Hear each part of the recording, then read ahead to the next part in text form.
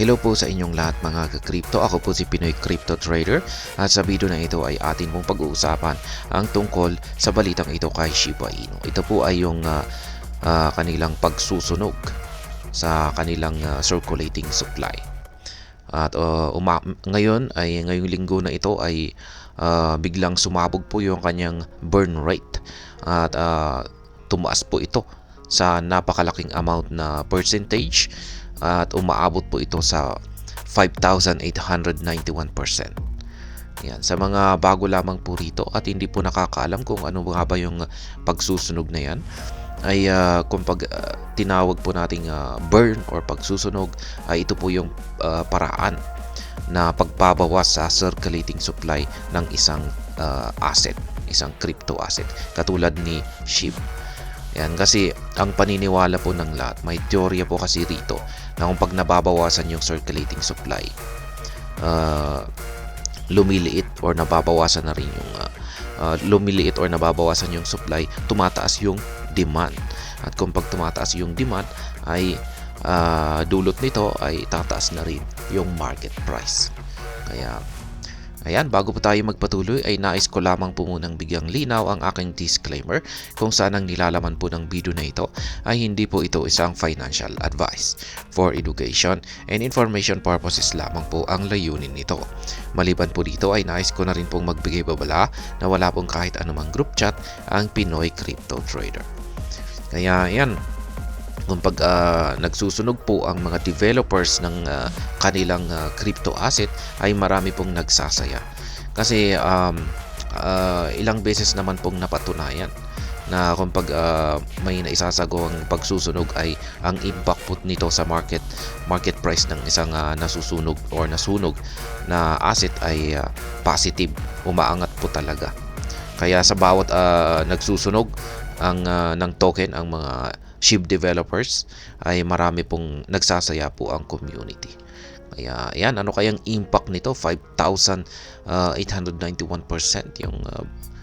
yung itinaas ng burn rate ni Shiba Inu. Yan, Shiba Inu burns have jumped this week thanks to Shibarium team and their actions.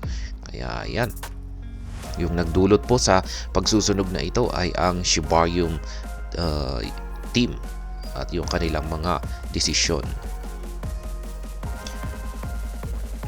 In accordance with data shared by SHIB Burn Wallet Tracker over the past 7 days, the SHIB burn rate has a massive rise of nearly 6,000%. Yan. Ayon po yan sa inilabas na datos ng SHIB Burn. Siya po ang nag-tracker or nakatutok,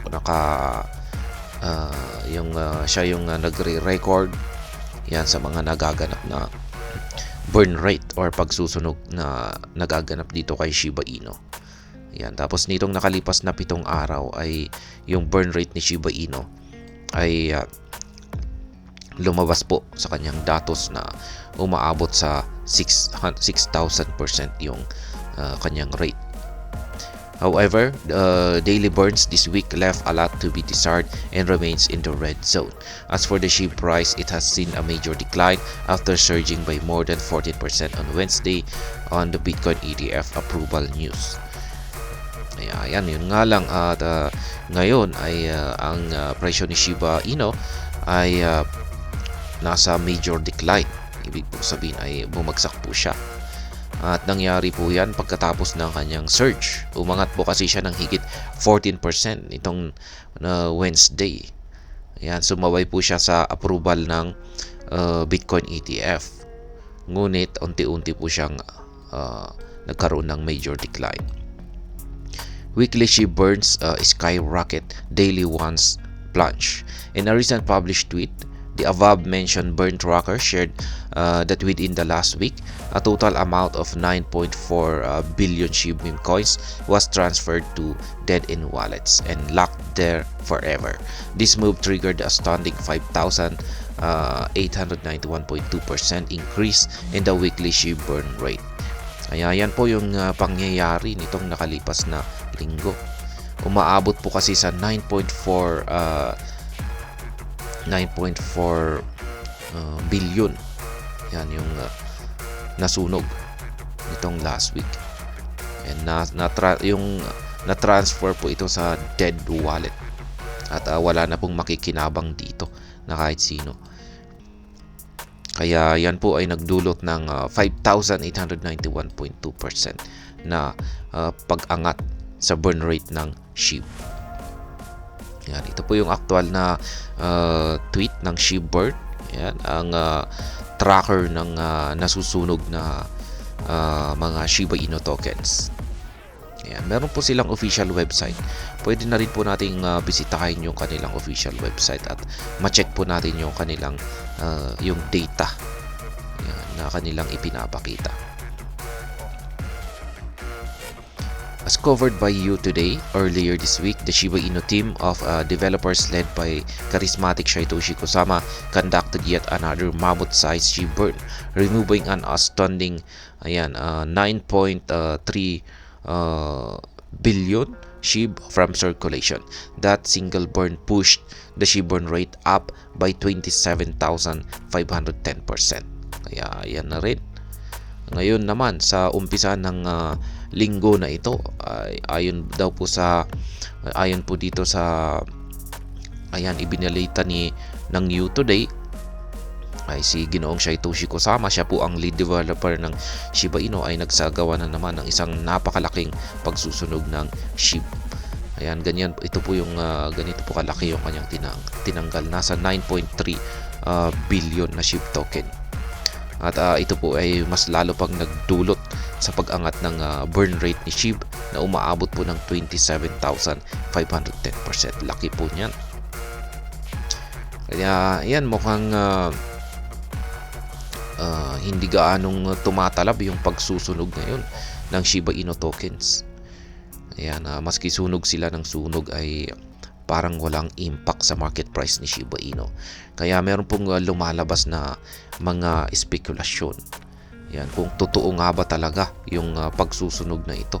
Kaya meron nang nagdududa na totoo kaya yung kanilang na meron talaga silang ginagawang burning or pagbabawas sa supply na ni Shiba Inu.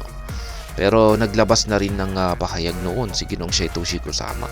Nasabi niya ay hindi raw talaga gaanong nakakatulong ang pagsusunog. Yung talagang nakakatulong para lumago ang market price ni Shiba Inu ay yung kanyang adoption at yung kanyang mga utilities at saka yung mga users na gagamit dito. Kaya kung naglabas, yun nga, ang kanilang ginagawa ay tinututukan nila yung mga projects. Yan, balak nilang maglabas ng maraming mga projects. At syempre manghikayat ng maraming users na gagamit sa kanilang mga projects. Kasi baliwala rin kung maski napakaraming mga projects or applications itong si Shiba Inu, pero kung wala namang pong gumagamit ay wala din. Kaya kailangan po yan. Kailangan po nilang maglabas ng maraming mga projects na na magugustuhan ng maraming tao at gagamitin ito. Kaya yan po yung nakikita ni Ginoong Satoshi Kusama na susi sa pagsabog or pag-angat ni Shiba Inu sa kanyang presyo. At hindi raw po yung pagsusunog. Kaya ayan, nasabi na po ito ni Ginoong Satoshi Kusama noon at na-content ko na rin po yan. Yan yung kanyang paliwanag. Pero yung iba ay nagtataka sila kung yan nga, wala talagang hindi gaanong nararamdaman yung pagsusunog. Ayan, at nagtataka sila or napapatanong sila kung totoo nga ba talaga yung pagsusunog na ito. At ayan, hanggang dito na lamang po tayo sa video na ito. Sana po ay inyong nagustuhan ang aking paliwanag dito. Kung inyo po itong nagustuhan ay pakiclick lamang po ang like button nito. Para naman po sa mga bago lamang dito, kayo po ay aking inaanyayahan para mag-subscribe. Pakiclick na rin po ang bell icon nito dahil ito po ang siya magsisilbing notification nito sa mga bago kong videos na akin pong ina-upload sa aking YouTube channel na ito. Marami pong salamat sa panonood. Ingat po tayo lagi at God bless po sa ating lahat.